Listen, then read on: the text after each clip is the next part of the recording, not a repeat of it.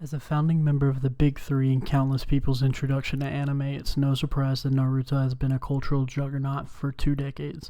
But why has it had such a significant impact? It's because it was one of the first anime to get a major foothold in the West.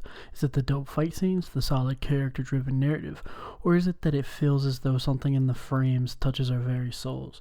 It's hard to imagine a show about a ninja wearing the easiest-to-spot outfit in history could be so profound. Between the flashy attacks and the titular Naruto yelling, "It's my ninja way," it's easy to see it just another addition to the stereotypical shonen catalog.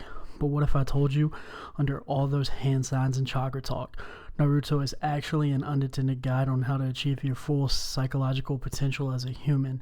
No, it sounds ridiculous, but pull up a chair and let's talk about how Naruto is secretly a metaphor that teaches you how to become a better version of yourself through the integration of the Jungian concepts known as the shadow and the anima/animus. Now, before we dive into the story of Naruto, we have to talk about those Jungian concepts I mentioned earlier. Carl Gustav Jung was a Swiss psychiatrist that rose to prominence in the 20th century and is the father of analytical psychology and gave us the modern concept of the psyche. He defined the psyche as the totality of all psychic processes, conscious as well as unconscious. He believed the psyche was made up of three main things: the ego, the personal unconscious, and the collective unconscious. The ego is the center of your conscious awareness. The personal unconscious is, well, your own personal unconscious. And the collective unconscious is the shared unconscious of all of mankind, both past, present, and potentially future. Now, for our purposes today, we don't need to dive totally into his bodies of work, just enough to parse out what those two things I mentioned at the beginning were: the shadow and the anima/animus. The first concept we're going to talk about is the shadow, arguably Jung's most famous concept. It's a part of the collective unconscious, but it's weird in the sense that it's very personal to you. It's all the deep, dark things that you don't want to let the world see. It's got your capacity for anger, hatred, violence, lust, greed, all those nasty parts of human nature that we'd like to pretend that we don't have. But it also holds a near limitless capacity for imagination and creation. Jung believed integrating the shadow part of yourself was of utmost importance, because not only did it let you see yourself clearly and let you achieve more than you could otherwise, but it also kept you from being overtaken by those deep-seated dark thoughts. It lets you use it to better yourself and those around you. That way you wouldn't break in anger or turn violent whenever something happened. It let you control that dark side instead of it controlling you. Jung believed you could integrate your shadow through a process called individuation, which is where you become distinct as an individual from everyone else. Between that and rigorous meditation and self-introspection.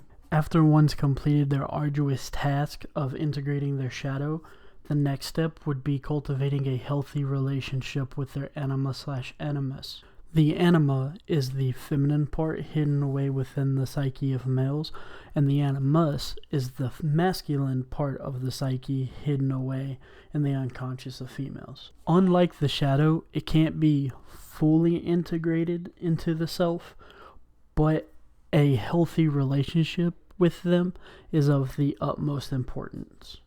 For males, the anima keeps him from being too rational. It shows him how to be compassionate, how to be loving, how to be everything it takes to be the archetype of a great king. For females, the animus is the giver of logos, or the word, and it helps them achieve the archetype of the great oracle or queen. Now, these are just surface level definitions of the shadow and anima/animus.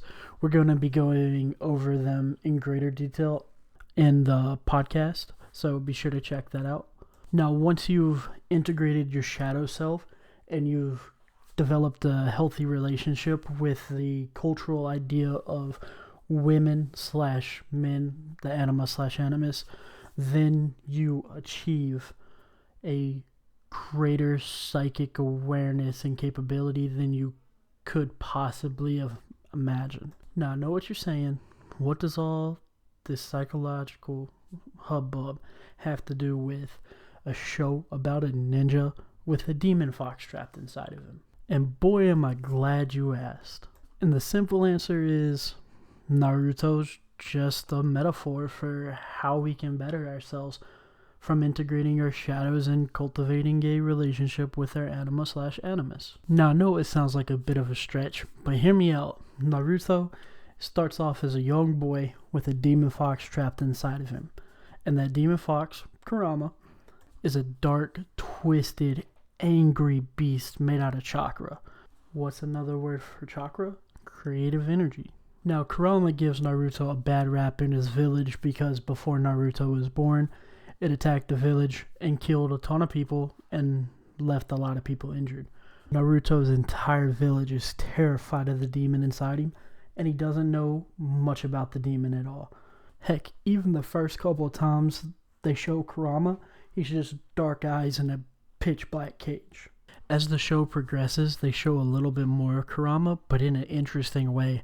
They show how his power leaks out into Naruto when Naruto is at his wit's end. Like in the Zabuza arc, when Naruto and Sasuke are fighting Haku, he gets the orange chakra and his power increases drastically. Or in the tuning exams when he doesn't know how to beat Neji, but he feels a great power help him. Or when he turns into a copy of the giant fox with the toad's help at the end of the tuning exam arc to beat Gaara. And every time that orange chakra appears, he's not his normal self. He's a little more animalistic. He's a little bit angrier. He's a little more violent. Case in point is the first Battle of the Valley with Sasuke during the Sasuke retrieval arc. He absolutely loses it. Like, he's even, instead of just punching and kicking, he's scratching and clawing at Sasuke, trying to stop him. This shows that Kurama is clearly Naruto's shadow. It's his animalistic part. Whenever the shadow takes over or Kurama takes over, he gets angrier, madder, but stronger. Just like us whenever our shadow takes over.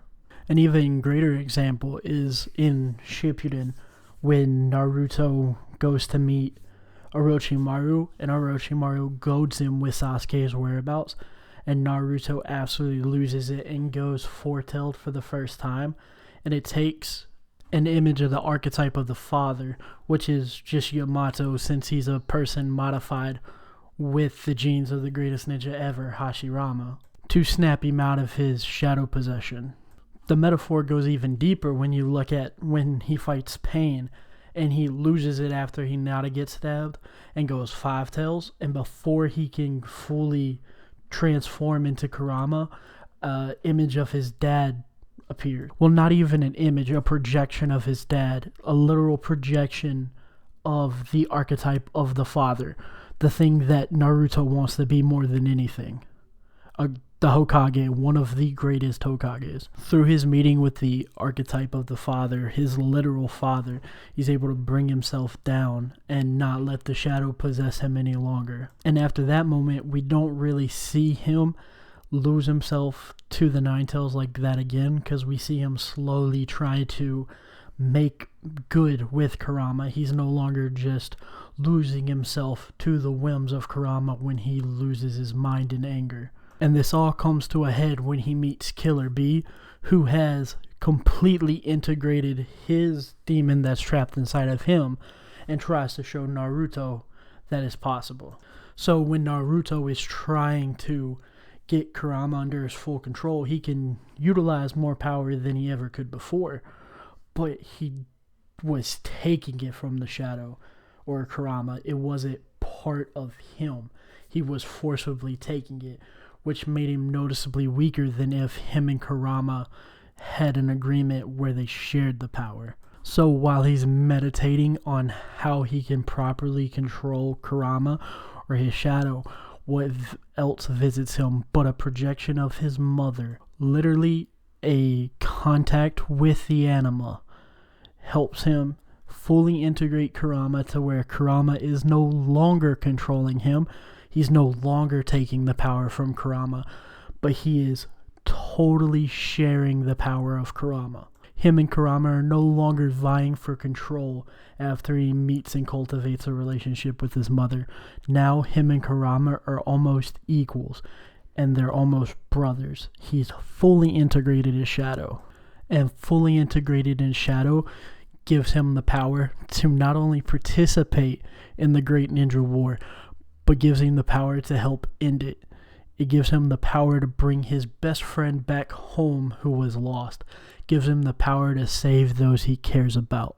It makes not only himself better, those he care about better, and the world he lives in better by achieving this potential and by integrating a Shadow and cultivating this healthy relationship. Just like what will happen with you when you do it. And that, my friends, is how Naruto makes you better.